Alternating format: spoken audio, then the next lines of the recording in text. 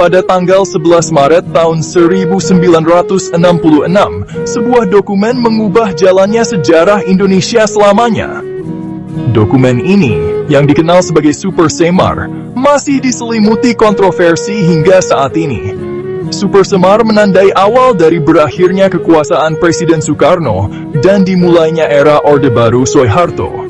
Surat perintah Super Semar yang tampak seperti penyerahan kekuasaan yang sederhana, menjadi titik penting dalam perjalanan bangsa Indonesia. Bangsa yang baru merdeka ini bergulat dengan ketidakstabilan ekonomi dan polarisasi politik. Periode ini adalah perpaduan yang rumit antara ideologi, ambisi, dan perebutan kekuasaan, dengan Presiden Soekarno sebagai pusatnya. Penandatanganan Super Semar bukanlah peristiwa yang berdiri sendiri, tetapi puncak dari berbagai faktor. Itu adalah respons terhadap bangsa yang berada di ambang kehancuran dan masyarakat yang mendambakan stabilitas dan arah. Tahun-tahun menjelang tahun 1966 adalah masa ketidakpastian dan pergolakan hebat bagi Indonesia. Presiden Soekarno, yang pernah dipuji sebagai bapak bangsa, mendapati dirinya semakin terisolasi, kekuasaannya semakin melemah. Partai Komunis Indonesia, yang saat itu merupakan satu partai komunis terbesar di dunia, menikmati pengaruh yang semakin besar, menyebabkan kekhawatiran di kalangan militer dan kelompok agama. Pada tanggal 30 September tahun 1965, sebuah peristiwa penting mengguncang bangsa. Dugaan percobaan kudeta oleh sekelompok orang yang menyebut diri mereka Gerakan 30 September. Peristiwa ini yang diselimuti misteri dan laporan yang saling bertentangan menyebabkan pembersihan besar-besaran terhadap orang-orang yang dicurigai komunis dan simpatisan mereka. Akibat dari dugaan percobaan kudeta tersebut adalah periode kekacauan sosial dan politik yang luar biasa.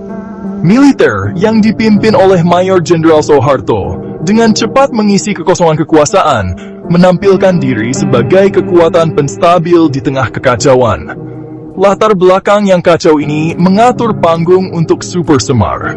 Dengan negara yang kacau dan ketegangan politik yang mencapai titik tertinggi sepanjang masa, kebutuhan pemimpin yang tegas menjadi semakin nyata.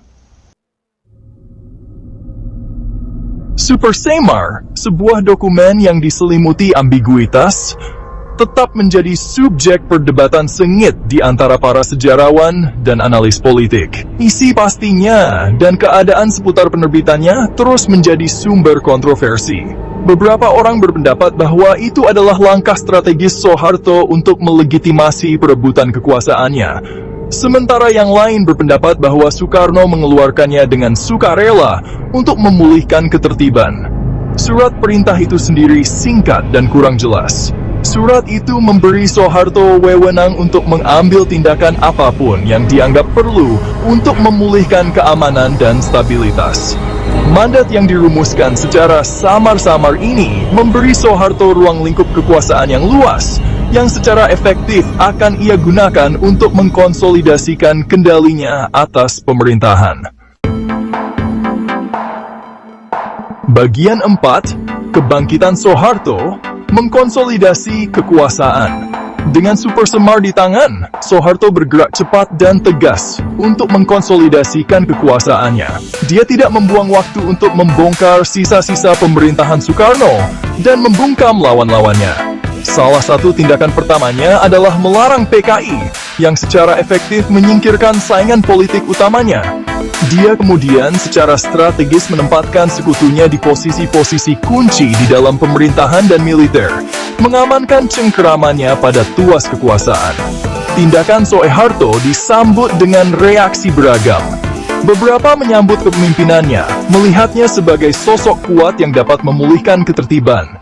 Yang lain memandangnya dengan curiga, waspada terhadap pengaruhnya yang semakin besar, dan metode yang dia gunakan.